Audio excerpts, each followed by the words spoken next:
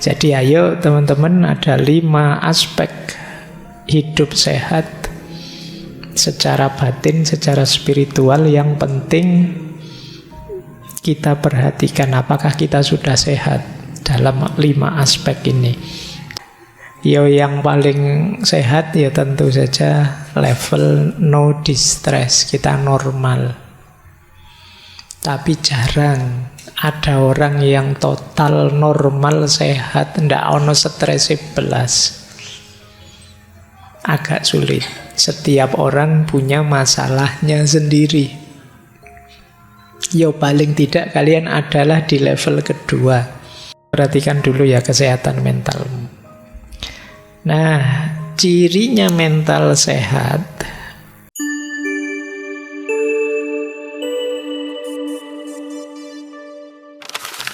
Assalamualaikum warahmatullahi wabarakatuh. Bismillahirrahmanirrahim. Alhamdulillahi rabbil alamin. Wa bihi nasta'inu ala umurid dunya waddin. Allahumma sholli wa sallim wa barik ala habibina wa syafi'ina sayyidina wa maulana Muhammadin wa ala alihi wa ashabihi wa man tabi'ahum bi ihsanin ila yaumiddin. Amma ba'du. Bismillah. Mari kita kembali ke rutinitas kita, istiqomah kita mengaji. Malam hari ini kita akan membahas tema yang sudah disampaikan oleh teman-teman MJS. Bulan ini kita membahas tema agama dannya macam-macam. Sebenarnya panjang kalau membahas agama dan itu. Sengaja saya dahulukan kesehatan mental karena situasi belakangan mungkin agak memprihatinkan tentang kesehatan mental ini. Kita ambil sesi awal ini tentang agama dan kesehatan mental. Baik, bismillah ya, kita mulai. Inilah, saya awali dari hidup sehat dulu ya. Ini hidup sehat, sehat ruhani. Jadi batin kita, mental yang sehat itu yang seperti apa? Perhatikan nanti, ini bahan muhasabah kita semua ya, introspeksi kita. Jadi mental sehat itu setidaknya cirinya 5. Nanti kita lebih detail lagi. Jadi hidup sehat itu hidup yang punya meaning, punya makna dan sadar tujuan. Teman-teman harus bisa jawab kalau ditanya tujuan hidupmu apa. Tujuan hidup ini tidak sama persis dengan cita-cita. Kalau cita-cita itu yang dimaksud pekerjaan atau karir. Jadi tujuan hidup itu mirip kalau dulu teman-teman kecil waktu ditanya ingin jadi apa besok, terus tidak tahu jawabannya apa kan, terus teman-teman bilang ingin berguna bagi nusa, bangsa, agama, orang tua, tetangga-tetangga kan gitu. Nah, ini namanya jenis tujuan hidup. Nah, harus punya ini dan harus punya meaning. Punya meaning itu teman-teman bisa jawab mengapa saya ada. Itu berarti teman-teman punya makna tentang hidup ini. Ini ciri pertama. Kalau belum punya, ayo diupayakan. Tidak usah panik juga, tidak usah stres ya. Ayo pelan-pelan. Yang kedua, mental sehat, batin sehat itu punya value. Ada nilai-nilai yang ingin kita tegakkan, yang jadi sandaran hidup kita. Jadi Hidup kita kan yang muda-muda kadang-kadang seneng, saya ingin bebas saja Pak, tidak mau diatur, tidak mau ada apa-apa, pokoknya bebas sebebas-bebasnya, malah capek. Justru hidup nyaman itu kalau kita sadar nilai, ada yang diperjuangkan, ada yang disandari. Itu namanya value. Orang sebebas apapun sebenarnya secara tidak sadar juga punya value-nya sendiri. Tidak ada orang yang bisa sama sekali bebas, sama sekali lepas. Paling tidak dia sedang menegakkan satu value namanya nilai kebebasan. Jadi tidak ada orang yang tidak terikat oleh apapun. Setiap orang terikat oleh nilai yang dia anggap baik, yang dia anggap benar, yang dia anggap berharga. Itu kedua. Orang yang tidak punya nilai, tidak menghargai tatanan, tidak menghargai standar-standar hidup, dia akan sulit untuk berkembang. Yang ketiga, transenden. Transenden ini maksudnya kita sadar bahwa hidup ini ada sesuatu yang lebih besar, lebih tinggi, yang melampaui diri kita dan mempengaruhi kita. Kita kalau sendirian tanpa yang lebih tinggi itu, kita itu lemah, banyak kekurangan-kekurangan. Tapi ada yang lebih kuasa, lebih tinggi, melampaui kita, yang membawa pengaruh pada hidup kita. Ini dimensi transenden namanya. Kalau yang beragama biasanya ditegaskan itu ya Tuhan. Tapi mungkin ada orang lain yang dianggap melampaui dirinya, itu mungkin bisa nilai tertentu, bisa wawasan tertentu, dan lain sebagainya. Nanti ada penjelasan panjang tentang transendensi. Kemudian hidup dengan batin sehat itu adalah connecting. Kesadaran bahwa kita ini tidak sendirian. Saya tidak ada artinya apa-apa tanpa kalian. Kalian butuh teman kalian, dan seterusnya. Jadi kita ini saling nyambung. Jangan dikira kalau saya sedih terus yang sedih hanya saya. Bisa saja temanmu lihat kamu sedih, ikut sedih. Ini punya teman kok merengut saja, akhirnya kita ikut merengut. Gitu loh. Kalau punya teman ceria, kamu kan ikut ceria. Ini kesadaran keterhubungan. Begitu buka medsos, isinya orang gegeran debat, nah, kan kita ikut panas. Jadi padahal kemarin-kemarin kita bilang saya tidak ikut-ikutan kampanye-kampanyean, silahkan saja. Tapi begitu baca postingan-postingan, ikut panas kita. Kenapa begitu? Kita itu terhubung, jangan lupa. Jadi ada aspek connecting. Jadi kalau ingin baik, ya ayo baik bareng-bareng. Kalau ada yang rusak, ya bisa nular, dan akhirnya kita bisa rusak bareng-bareng. Maka penting masing-masing kita sadar bahwa kita ini terhubung. Jangan kamu bilang, Allah ngapain sih kamu ikut campur rusak-rusakku sendiri, kalau tidak mau ya minggir saja. Ya memang rusak-rusakmu sendiri, tapi merusak ya keterhubungan di antara kita. Karena kamu rusak, ya pengaruh rusakmu bisa masuk padaku. Karena kamu tiap hari misuh-misuh, ya mulutku ya gatel pengen misuh balik akhirnya. Kenapa? Kita ini connecting, terhubung. Nah, maka carilah koneksi yang baik. Jangan cari koneksi yang toksik. Nah, itu bahasamu hari ini kan itu, toxic relationship. Oke, ya istilahmu sendiri loh hari ini. Nah, yang terakhir becoming. Hidup nyaman ideal itu ya yang kita tambah baik, tambah baik. Jangan ada yang merasa sudah baik. Yang merasa sudah baik alamat tidak bisa tambah baik lagi, wong sudah. Jadi kita itu ya sebut saja lumayan baik, tapi masih bisa lebih baik lagi. Ada banyak hal dari diri kita yang bisa diperbaiki lagi. Untuk membangun pride, kebanggaan diri, ayo membuat diri kita lebih baik lagi. Meskipun kecil. Dan ayo kita sadari ini. Kemungkinan teman-teman yang merasa kecewa dengan dirinya, merasa hancur hidupnya, itu tidak melihat dirinya yang bisa tambah baik lagi, entah dalam hal apa.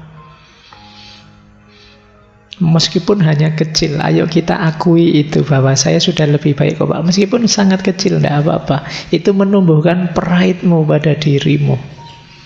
Pak, saya kalau tahun lalu sholatnya bolong-bolong Pak.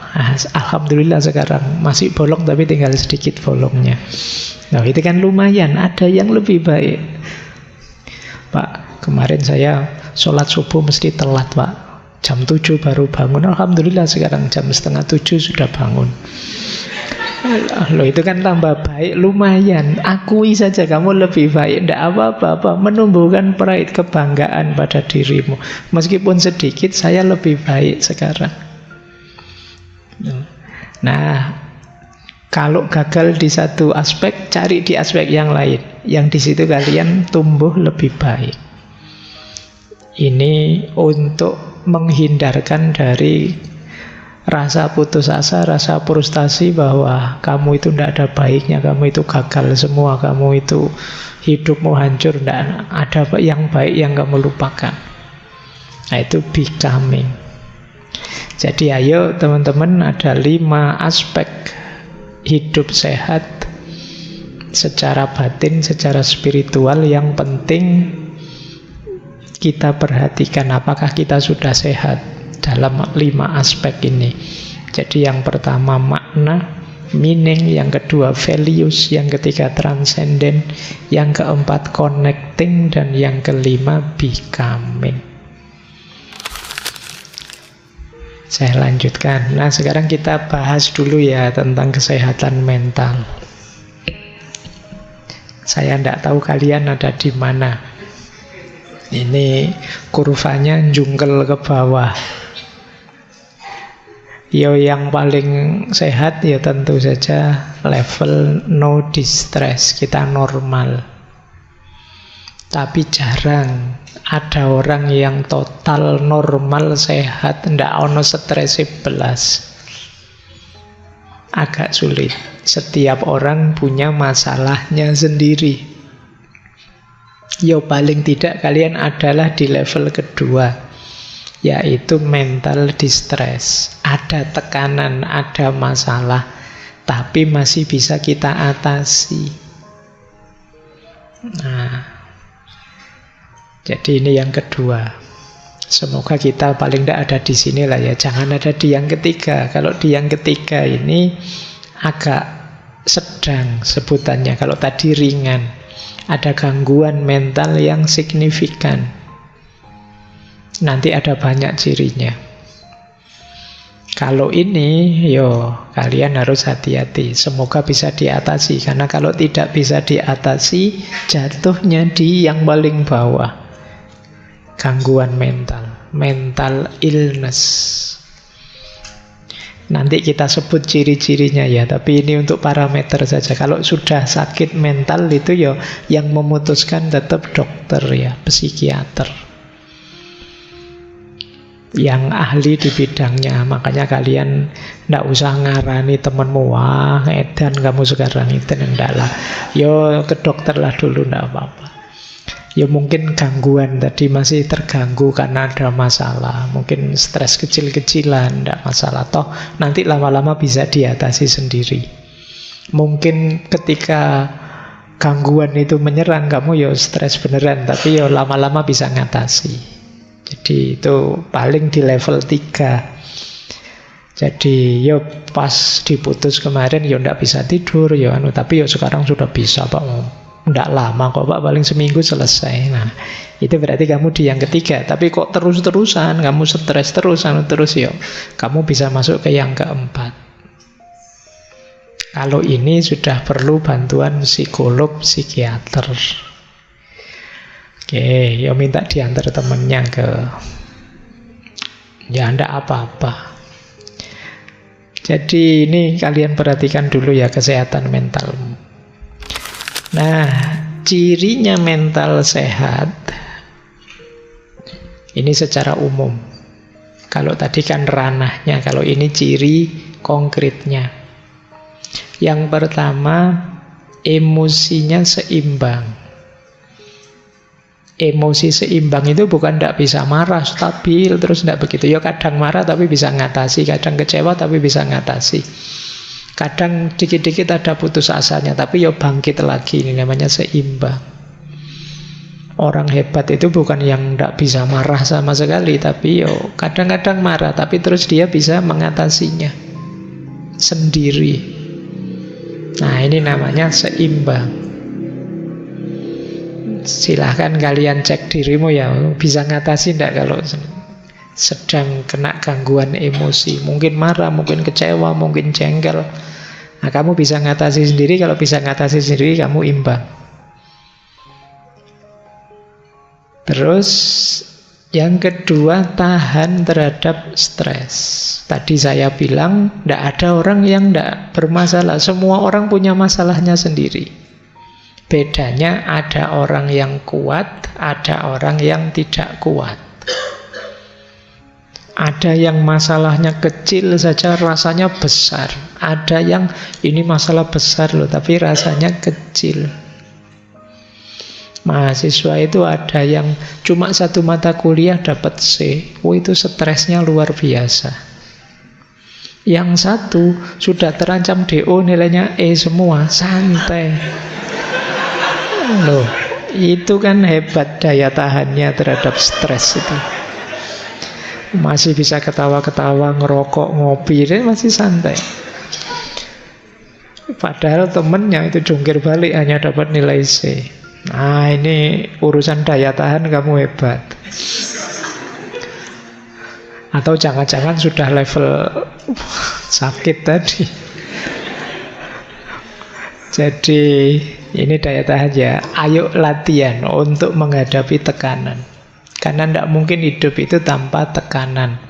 Jangan mau selalu dituduh generasi Z itu dalamnya rapuh seperti stroberi. Ndaklah, kalian kuat kok. Bisa dilatih sejak sekarang. Nah, yang ketiga, mental sehat itu pergaulannya juga sehat. Hubungan sosialnya sehat.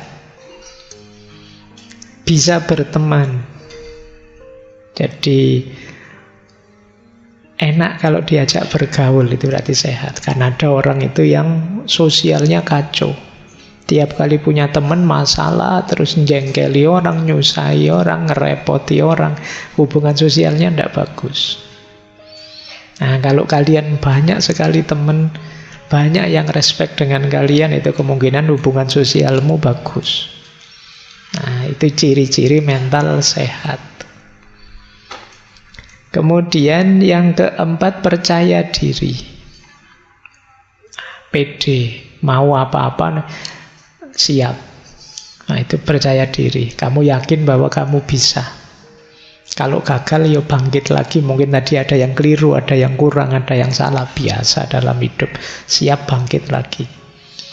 Aslinya saya bisa kok, Pak. Kok gagal terus? Ya berarti yang tadi tidak asli, Pak. Nanti kalau sukses, itu aslinya. Nah, gitu loh, biar kamu percaya diri. Jadi, wong manusia itu makhluk potensi. Kamu bisa jadi apa saja. Sejauh kamu mau dan siap untuk belajar, maka percaya dirilah. Yang kelima, mentalmu sehat kalau kamu mampu mengambil keputusan sendiri. Banyak yang kalau mau ngambil keputusan bingung. Tanya temen ini, tanya temen itu, akhirnya bingung sendiri. Terus dipikir lagi, kok belum mantap ya, tanya lagi. Sudah apa yang istikharah bolak-balik, sudah membuka Al-Quran. Kan ada itu, saya dulu pernah Dikasih petunjuk begitu, dibuka Al-Quran baris ke-7, tentang apa, yo itu jawabannya, kan gitu. Wis bolak-balik begitu, kok beda-beda terus ayatnya Pak, bingung saya Pak. Terus tanya teman, masih bingung. Itu sebenarnya urusannya kemampuanmu memantapkan hati. Biasanya ya karena kamunya sendiri tidak stabil. Temanmu ngasih saran, ini loh bagus, jangan-jangan nanti begitu, tidak jadi. Kalau ini lumayan sih, tapi ada efeknya itu, terus ini, jadi kamu bingung sendiri. Kamu pengen keputusan yang tidak ada efeknya, ya tidak ada. Jadi tidak mampu mengambil keputusan, itu nanti sering jadi masalah. Ayo latihan memantapkan diri, memantapkan hati, percaya diri. Kalau menurutmu itu baik, ambil saja, putuskan, jalani. Ada efek, ada kurangnya, ada gagalnya, biasa dalam hidup. Jadi karena kebingungan itu jauh lebih menyiksa dibandingkan kamu sudah ngambil keputusan ternyata ada efeknya, ya nanti efeknya dinetralisir. Yang keenam, fleksibel. Fleksibel itu bisa menyikapi perubahan situasi. Ya dulu punya prinsip begini, tapi sekarang situasinya berubah. Kalau masih berprinsip begini, tidak mungkin bisa. Apalagi situasi tidak harus selalu kondisi kita, bisa saja situasi sekeliling. Tiba-tiba ada pandemi misalnya, ya mungkin rencana-rencanamu gagal semua. Itu kalau tidak fleksibel, kamu akan stres berat. Segala situasi mungkin terjadi. Sudah berharap ditandatangani sama dosennya, begitu ketemu diacak-acak lagi. Wah itu kan, lama lagi ini. Ya enggak apa-apa, pokoknya kamu harus siap menghadapi situasi apapun. Itu namanya fleksibel. Sudah semangat mau ngaji, tengah jalan hujan itu ya. Ya enggak usah mengeluh, biasa ya, kadang hujan, kadang enggak hujan, itu kan biasa. Tinggal kamu atur gimana menyikapinya, kan itu saja. Kalau kita tidak fleksibel, ya kita akan pontang-panting. Karena hidup ini dinamis, berubah-ubah. Harapan tidak selalu sesuai dengan kenyataan. Kalau kita tidak fleksibel, sulit.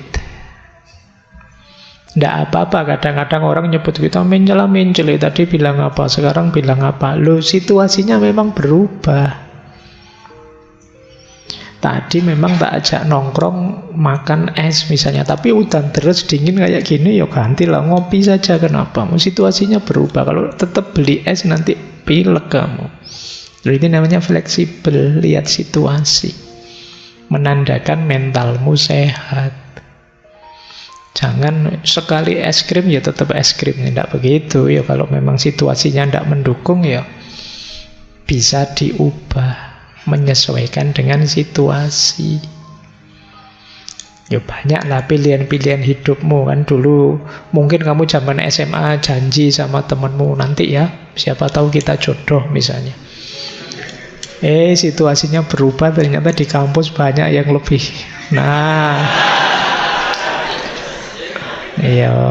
Wong yo belum nikah yo. Nah itu kamu harus paham situasi daripada kamu stres sendiri. Ada mahasiswa itu sebelum kuliah, pokoknya Pak, saya hanya kuliah saja, tidak mau macam-macam.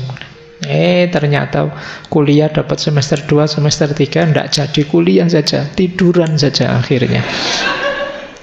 Kalau ditanya, Mas kemarin katanya kuliah saja, menyesuaikan situasi Pak. Saya fleksibel Pak. Kampus sudah ada menarik-menariknya Pak, sudah tidur aja. Oke, ya asal engkau bahagia silahkan saja. Kemudian mental sehat itu puas dengan hidupmu. Cirinya gampang lah, orang puas itu apa? Bersyukur. Tidak banyak mengeluh. Berarti kamu puas, mentalmu sehat. Kalau masih banyak sekali keluhan-keluhan, Yuk kita cari titik-titik di mana kita bisa bersyukur. Dan yang kedelapan, mandiri. Kita bisa hidup tanpa tergantung banyak hal di luar diri kita. Kita bisa memenuhi kebutuhan kita sendiri, menjalankan keinginan kita sendiri. Semakin kita mandiri, semakin kita kuat. Mental kita sehat. Ayo ya, ini mumpung akhir tahun ya. Sejauh mana kamu sehat, coba cek 8 parameter ini. Di titik mana kamu masih lemah, di titik mana sudah kuat. Ini jadi ukuran. Kalau banyak yang lemah, ya tidak harus putus asa, diperkuat. Nah, ini menarik untuk bahan muhasabah ya. Kadang-kadang kita mempertanyakan diri kita. Apakah aku normal, Pak? Apakah saya baik-baik saja, Pak? Kalian tidak usah takut, tidak usah frustasi, tidak usah galau kalau merasa tidak baik-baik saja. Wong normal tidak normal itu tergantung parameternya. Di situ saya tulis misalnya, normal dan tidak normal itu bisa dari banyak pendekatan. Bisa normal tidak normal itu pendekatannya sosiokultural, sesuai kewajaran di tengah masyarakat. Kadang-kadang di masyarakat tertentu ini normal, di masyarakat yang lain tidak. Nah, jadi kadang-kadang kalian juga begitu, merasa tidak normal karena tidak cocok saja dengan kesepakatan masyarakatnya. Mungkin tidak ada hubungannya dengan benar salah, tapi yo kalah dari sisi populer saja. Di situ saya kasih contoh ini. Kalau di buku ada contoh, di budaya tertentu menangis meratap pada pemakaman orang asing itu biasa, tapi di budaya yang lain dianggap tidak normal. Wong pemakamannya orang asing kok sampai menangis meratap-ratap. Nah, ini namanya budaya. Ada satu daerah kalau teman-teman disuguh makan harus habis. Tapi di daerah yang lain kalau teman-teman disuguh makan justru jangan habis. Nah, itu kenormalan yang berbeda dari kultur yang berbeda. Kenapa sih logikanya kok yang di sini harus habis? Yo biar tidak mubazir. Sementara yang sini jangan sampai habis, biar kita tidak dianggap nek basa Jawa ini geragas. Disuguhi banyak sekali yo, habis semua kan gitu. Ya, makanya kalian harus pinter-pinter ya kalau bertamu di tempat yang jangan sampai habis yo, kalau ngambil makanan yang banyak nanti biar tidak habis. Nah, kalian harus paham budaya. Jadi normal dan tidak normal ini berdasarkan budaya.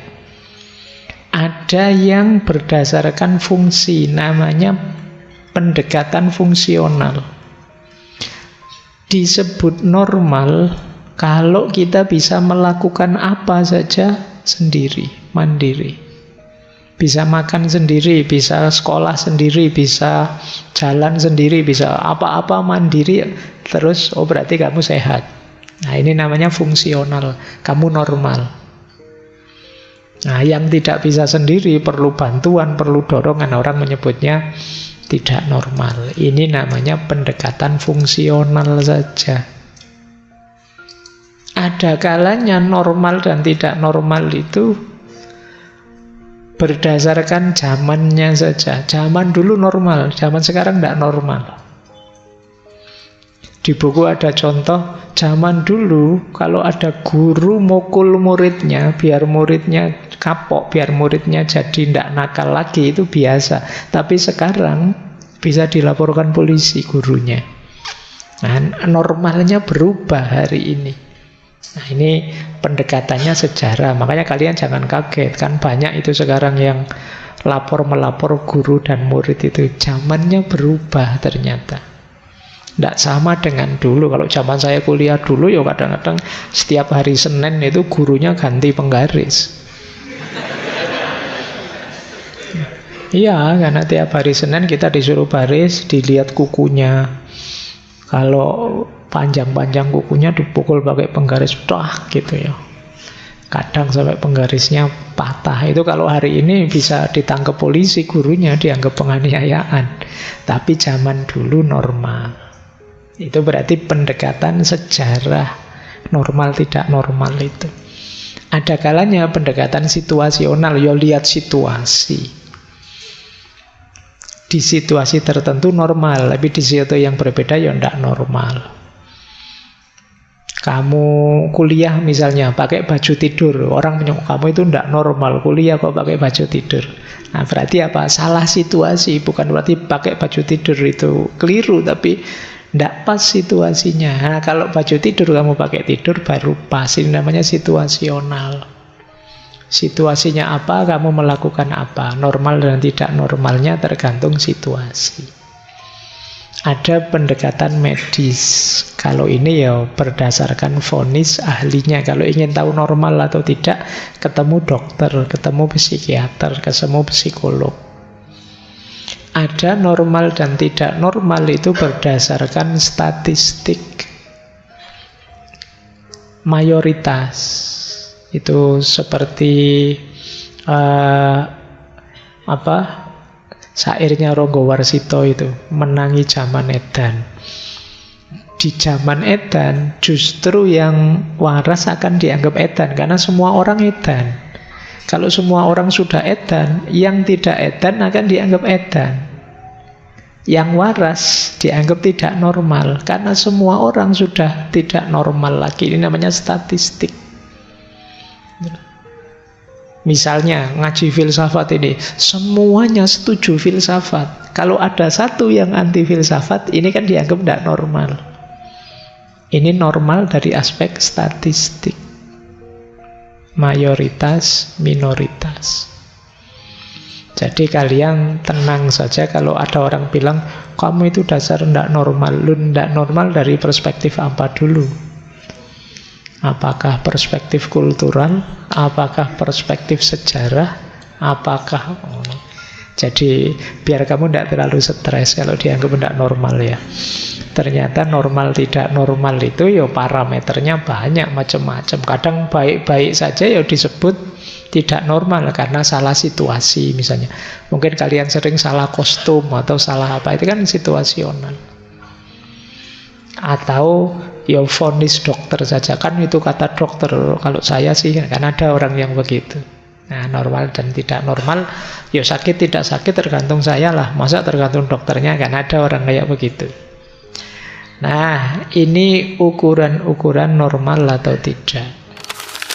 Tapi meskipun begitu, kalau ini kan standar, kalian tidak baik-baik saja kalau ada gejala-gejala ini. Ini kita belum masuk ke agama ya, ini masih mencermati diri kita, ini waras apa tidak. Ada banyak, ini sebagiannya dulu ya. Kita tidak baik-baik saja, coba dicek. Teman-teman ngalami ini enggak? Yang pertama apa? Moodnya berubah secara drastis. Tiba-tiba sedih dalam sekali tanpa alasan. Atau seperti orang ekstase, ceria luar biasa, padahal ya tidak ada apa-apa. Itu alamat tidak baik-baik saja. Jadi moodnya tiba-tiba sangat drop atau tiba-tiba sangat melambung, tidak terkendali. Nah kalau ada gejala-gejala seperti ini, ambil nafas sebentar, mundur sebentar. Ada yang tidak beres. Atau yang kedua, ada masalah dengan tidur.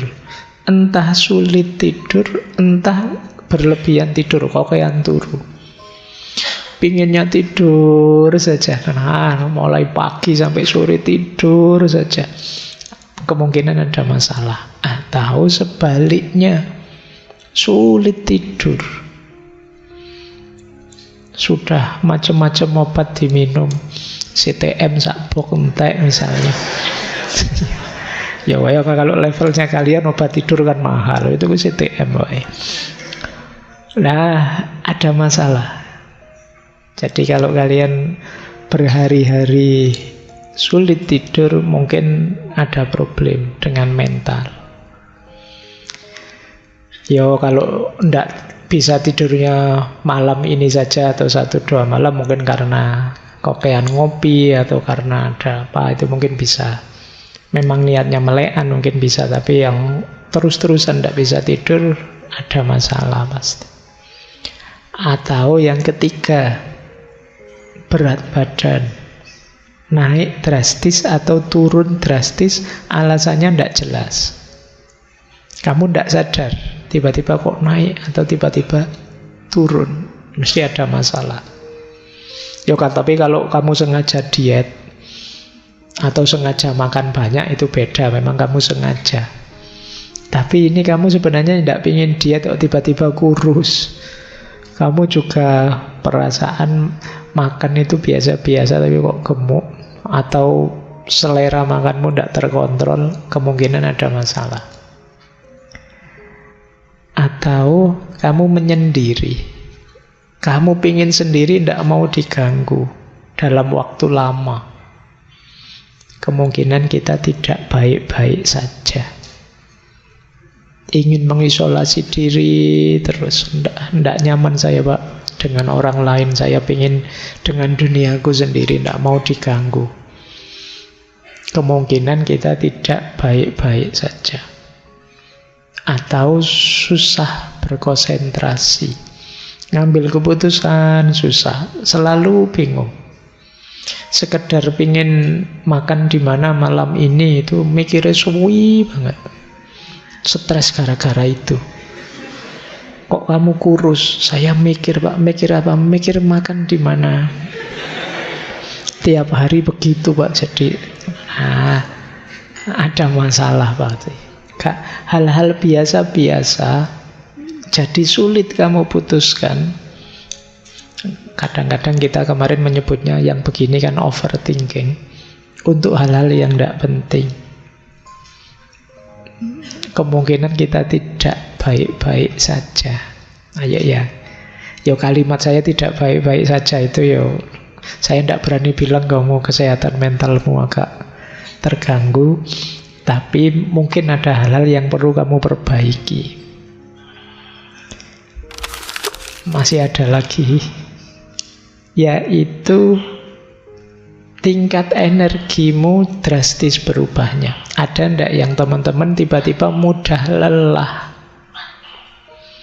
Biasanya saya itu sehat loh Pak, sekarang jalan sebentar ke kampus rasanya lelahnya luar biasa. Nah, ini berarti energi kita tiba-tiba turun drastis.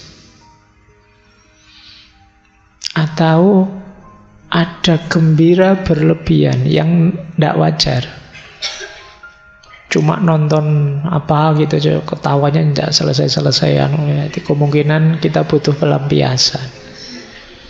Jadi kita butuh pelarian. Nah ini jangan-jangan kita memang tidak baik-baik saja. Apalagi yang ini, ada persepsi atau pola pikir yang terganggu. Mungkin ada yang mengalami delusi atau halusinasi, melihat yang sebenarnya tidak ada, atau membayangkan yang buruk-buruk sampai kamu sedih sendiri. Nah, ini berarti kita tidak baik-baik saja. Ada lagi perubahan dalam perilaku. Jadi tiba-tiba sensi, ngamukan, tersinggungan. Kemungkinan ya memang tidak baik-baik saja. Atau merasa diri tidak bernilai. Mungkin kemarin pernah saya ceritakan, ya, tiba-tiba ada mahasiswa yang curhat ke saya bahwa Pak, kenapa sih saya itu ada di dunia ini? Gunanya apa Allah itu menciptakan saya? Wong saya merasa tidak ada gunanya apa-apa. Saya itu beban bagi semuanya yang lain. Kalau ada yang pikirannya begini, ya memang sedang tidak baik-baik saja. Ayo kita bereskan pelan-pelan. Jangan kesusu ngambil keputusan yang buruk-buruk. Jadi ini rasa tidak bernilai. Apa sih gunanya aku, siapalah aku, dan lain sebagainya. Atau kalau yang terakhir ini mungkin agak unik. Ini namanya psikosomatis. Psikosomatis itu sebenarnya gangguan jiwa, tapi merembetnya ke sakit fisik. Mudah sakit kepala, mudah nyeri, asam lambungnya naik, vertigonya kumat, dan lain sebagainya. Ini biasanya namanya psikosomatis. Kalau mau ujian, asam lambungnya naik. Nah, itu psikosomatis namanya. Jadi sebenarnya itu pikiran, tapi yang mengimbas ke fisik. Jadi ini kebalikannya mensana in corpore sano.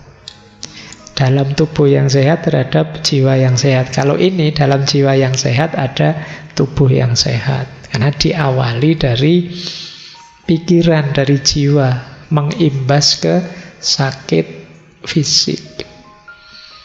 Kalau dalam sejarah Islam kan ada cerita Imam Ghazali menyembuhkan, saya lupa, kalau bukan Al-Ma'mun ya Al-Amin, waktu muda. Yang dia ini sedang anaknya raja tapi jatuh cinta tapi tidak berani ngomong. Karena ya dia anaknya raja yang dicintai mungkin orang biasa. Sampai kemudian jatuh sakit. Nah, kan jatuh cinta tidak berani ngomong bisa jadi sakit. Ini namanya psikosomatis. Yang itu tidak ada tabib yang bisa menyembuhkan. Akhirnya sama Imam Ghazali, ketika beliau diminta nasihatnya gimana agar pangeran ini sembuh, sama Imam Ghazali, Imam Syafi'i, sama Imam Syafi'i dibisikilah nama-nama jalan seluruh kota. Nah, pas nama jalan di mana perempuan yang dia jatuh cinta ini tinggal, pangerannya melek.